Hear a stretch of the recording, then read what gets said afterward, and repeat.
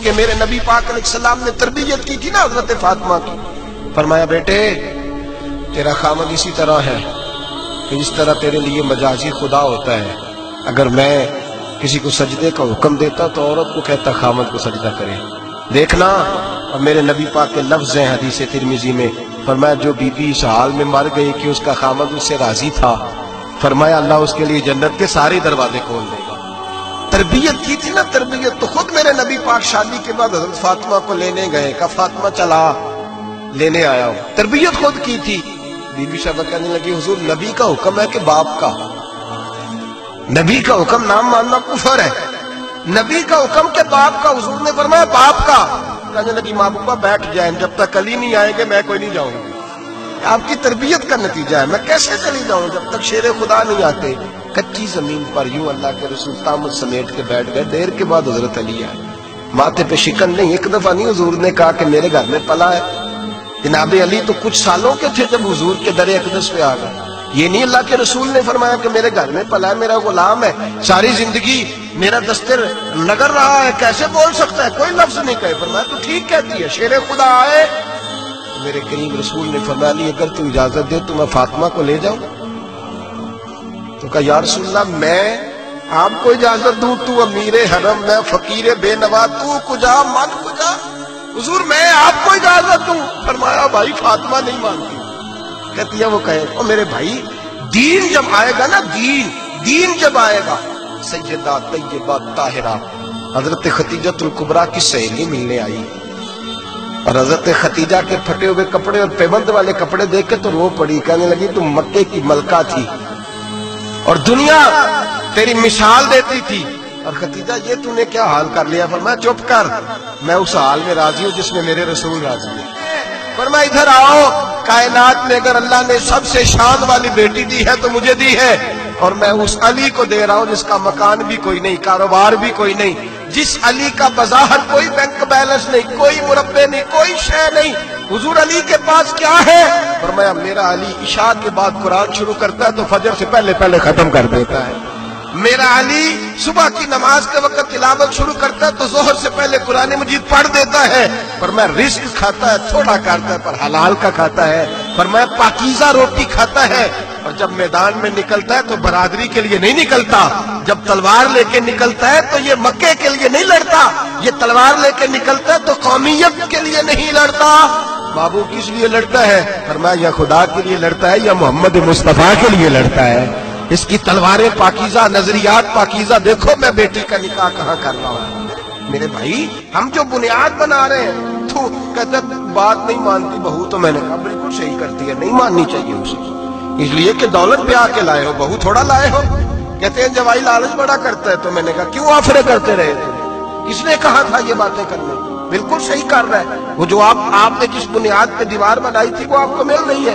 میرے نبی کریم صلی اللہ علیہ وسلم نے فرمایا جب تو گھر بنانے لگے، بچی اور بچے کے لیے رشتہ ڈھونڈنے لگے، دین کو، اگر بچے کے دل میں خوف خدا ہوگا تو بیوی کو مارتے وقت ڈرے گا، 100 دفعہ خیال آئے گا.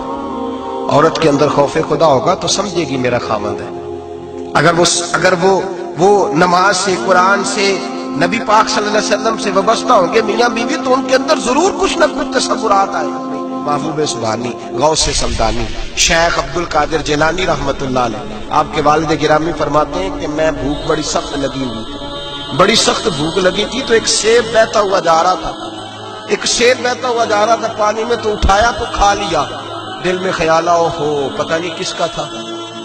اب جدھر سے پانی آ رہا تھا ادھر چل نکلا. ایک درخت ہے، باغ ہے، اس باغ کے بہت سارے درخت جھکے ہوئے ہیں. اس دریا کی جانب پتہ کیا کس کا ہے، سمجھ آئی کہ انہی کے باغ سے وہ سیب جو ہے بہ کے گیا ہوگا.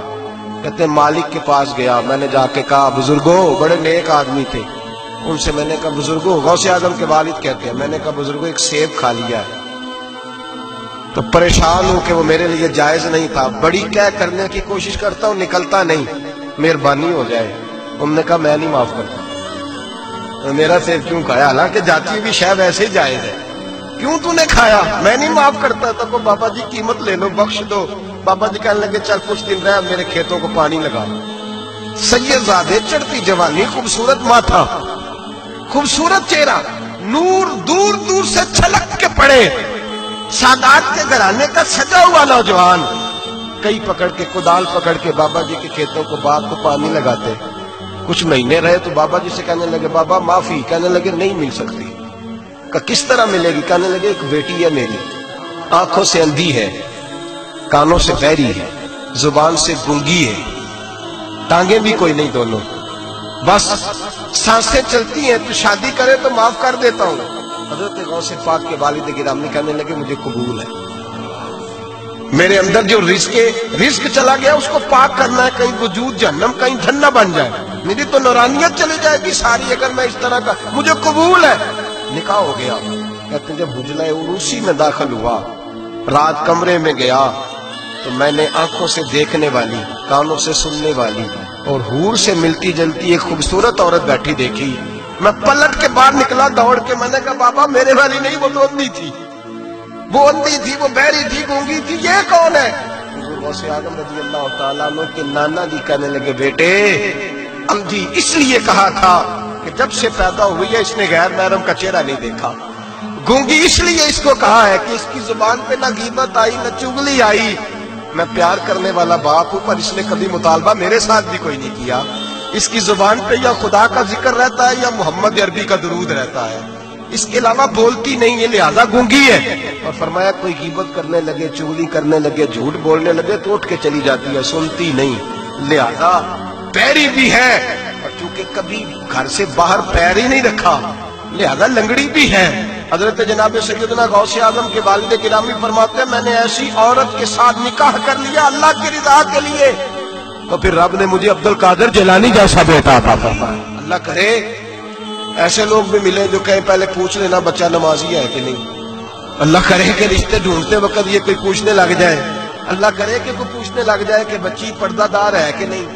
اللہ کرے کوئی پوچھنے لگ جائے کہ بچہ قرآن شریف کے ساتھ دلچسپی رکھتا ہے کہ نہیں, اسے حضور کی نعتیں اچھی لگتی ہیں کہ نہیں, وہ نبی پاک کے نام کا نعرہ لگانا جانتا ہے کہ نہیں, کبھی اس کی آنکھوں میں مصطفیٰ کے لیے کوئی آنسو آیا ہے کہ نہیں, کبھی وہ تڑپا ہے کہ نہیں, کبھی وہ رویا ہے کہ نہیں, کبھی اسے محبوب پاک علیہ السلام کی غلامی پہ ناز ہوا ہے کہ نہیں, کبھی ایسا ہوا ہے کہ وہ سر پہ پگڑی باندھ کے چہرے پہ داڑھی سجا کے سفید رنگ کا جوڑا پہن کے شیشے کے آگے کھڑے ہو کے کہتا ہوں آج میں بڑا اصیل لگ رہا ہوں اس لیے کہ میں اپنے محمد عربی کے لباس میں لپٹا ہوا ہوں, اپنے رسول کا میں نے انداز اپنایا ہے. اللہ کرے ایسے بھی ہونے لگے.